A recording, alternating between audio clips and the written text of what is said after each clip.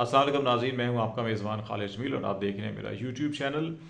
इमरान खान को cipher case के बाद तोशाखाना केस में भी 14 साल कैद की सज़ा सुनाई गई है और इसके साथ साथ उनकी अहलिया बुशरा बीबी को भी 14 साल की ही कैद दी गई है और मजमूई तौर के ऊपर दोनों को 1.5 अरब से ज़्यादा जो है वो जुर्माना भी किया गया है। अभी इसके बाद दो और केसेस हैं जिनमें ये तवक्को की जा रही है कि इलेक्शन 8 फरवरी से पहले उन केसेस में भी इमरान खान को और उनकी अहलिया को सज़ाएं सुनाई जाएंगी और ये ज़बान ज़द-ए-आम हुकूमती हलकों के अंदर है। अदालतों ने फैसले करने होते हैं लेकिन हुकूमती हलकों में पहले ही ये तय शुदा बातें जो है कि वो गर्दिश करने लग जाती हैं। और ये दो केसेस जो हैं कि एक अलकादर ट्रस्ट केस है जिसमें 190 मिलियन पाउंड की जो ट्रांजैक्शन हुई थी उस हवाले से, और दूसरा जो केस है वो इद्दत में निकाह के हवाले से केस है। अलकादर ट्रस्ट केस में यही एहतसाब अदालत के जज मोहम्मद बशीर साहब जो है कि वो कल फर्द जुर्म आयद करने जा रहे हैं दोनों मुल्ज़मान के ख़िलाफ़, और इसके बाद जो है कि इद्दत में निकाह का केस जो है कि वो इस्लामाबाद हाई कोर्ट में इसको चैलेंज किया गया था और फिर इस्लामाबाद हाई कोर्ट में हियरिंग हुई। वहाँ पर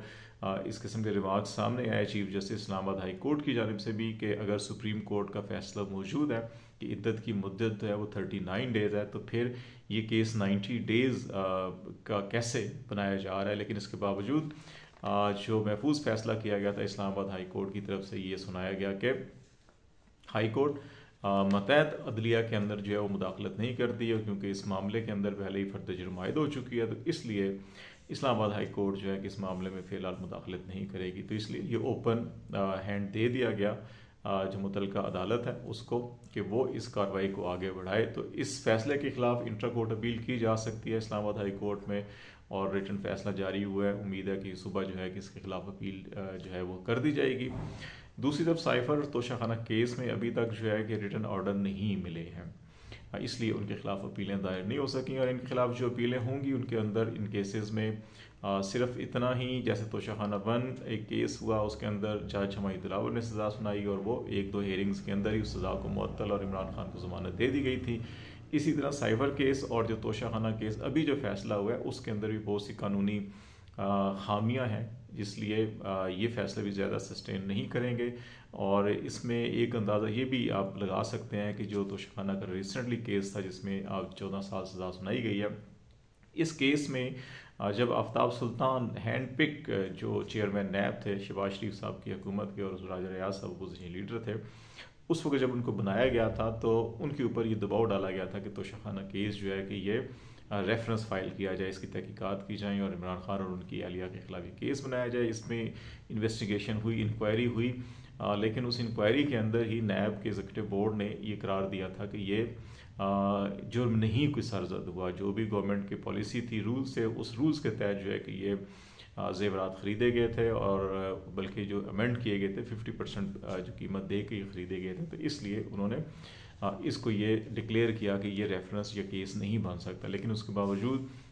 उस वक़्त के चेयरमैन नैब के ख़िलाफ़ जो है कि वो दबाव सियासी डाला गया, लेकिन उन्होंने वो दबाव कबूल नहीं किया और बिलाखिर वो 7 महीने ही अपनी मुद्दत पूरी नहीं कर सके। 7वें महीने उन्होंने अलवर 21 फरवरी 2023 को इस्तीफ़ा दे दिया था और जाते हुए जो अफसरों से खिताब किया था उन्होंने नैब के, उसमें उन्होंने इस चीज़ की निशानदेही की थी कि वो ऐसा नहीं कर सकते कि वो सियासी बुनियाद के ऊपर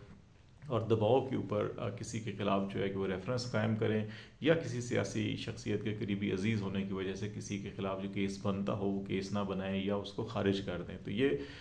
एक बड़ा बोल्ड स्टेटमेंट था। और उसके बाद फिर प्रोसिक्यूटर जनरल भी, डिप्टी चेयरमैन नैब भी जो है कि वो मुस्तफ़ी हुए थे। तो फिर जो मौजूदा इस वक्त चेयरमैन है lieutenant general retired Nazir Butt, इनको लगाया गया था और फिर इन्होंने उस केस को जो है कि वो तफ्तीश शुरू की और फिर उसका रेफरेंस किया और ये नैब की तारीख में ये तेज़ तरीन केस इसको करार दिया गया। 43 डेज़ के अंदर जो है कि रेफरेंस फाइल और ये केस सारा और सज़ा दे दी गई है। इसी नैब के जो तोशाखाना के हवाले से जो चीज़ें गाड़ियाँ ख़रीदी गई और ली गई, रूल्स इजाज़त नहीं देते जरदारी साहब ने, नवाज शरीफ साहब ने, वो केसेस अभी तक पेंडिंग पड़े हुए हैं इसी अदालत में जिसने आज सज़ा दी है। तो ये अंदाज़ा लगा सकते हैं कि ये जो मौजूदा नैब टीम है, इन्होंने एक दुबई से एक इंडियन कंपनी जो बंद हो चुकी है उसका एक ऐसा मुलाजिम जिसको नहीं मालूम कि उसका मालिक कौन है इंडियन कंपनी का,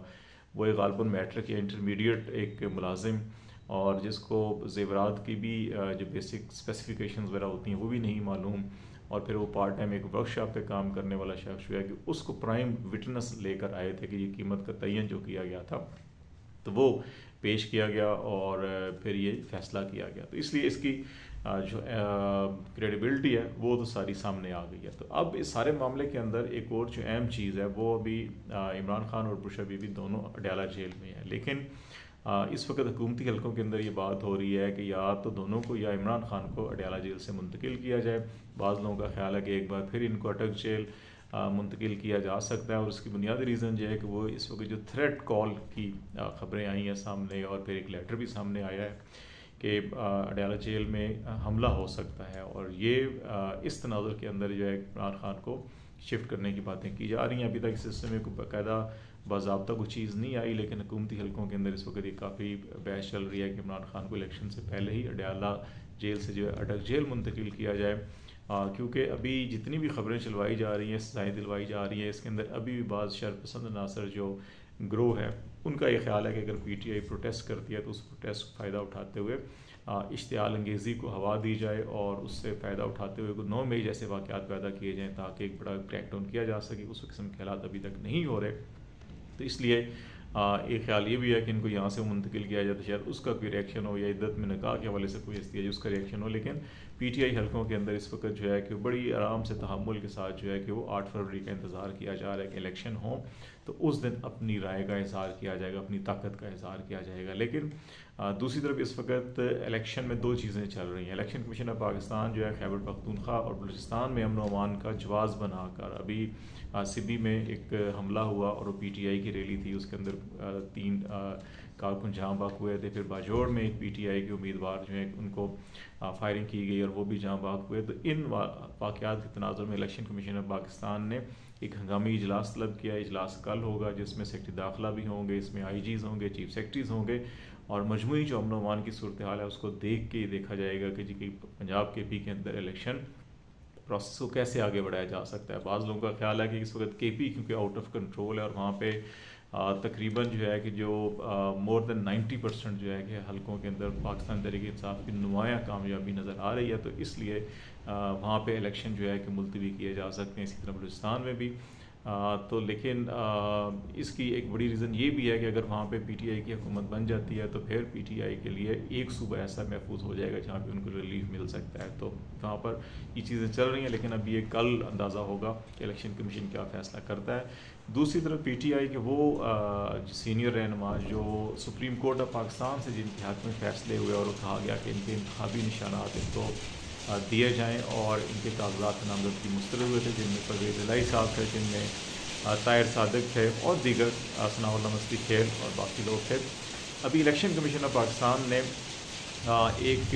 जवाज़ ये ढूंढा है कि इन लोगों को इलेक्शन से आउट कैसे किया जाए या यहाँ पे इलेक्शन मुलतवी किए जाएँ, और वो बुनियादी तौर के ऊपर बैलेट पेपर की अवेलेबिलिटी का क्वेश्चन रेज़ किया गया है। ये कहा गया है कि इस वक्त जो सिक्योरिटी और ये बैलेट पेपर होते हैं ये मखसूस किस्म का कागज़ होता है जो 2400 टन जो है 2400 टन कागज़ दरकार था तमाम बैलेट पेपर की छपाई के लिए,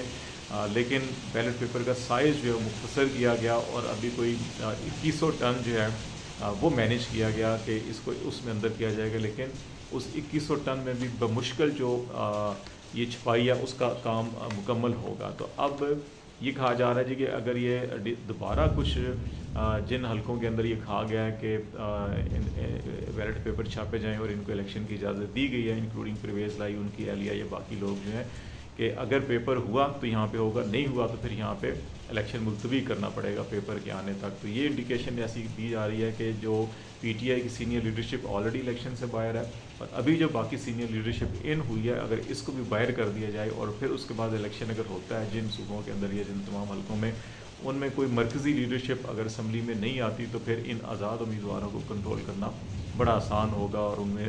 कि जी आपकी कोई लीडरशिप ही नहीं है। तो इसलिए एक ही कोशिश की जा रही है। तो लेट्स सी, देखते हैं मामला के आगे बढ़ते हैं, आपको आगाह करते रहेंगे। फ़िलहाल आज तक के लिए इतना ही। खालिद जमील को इजाज़त दीजिए। अल्लाह हाफ़िज़।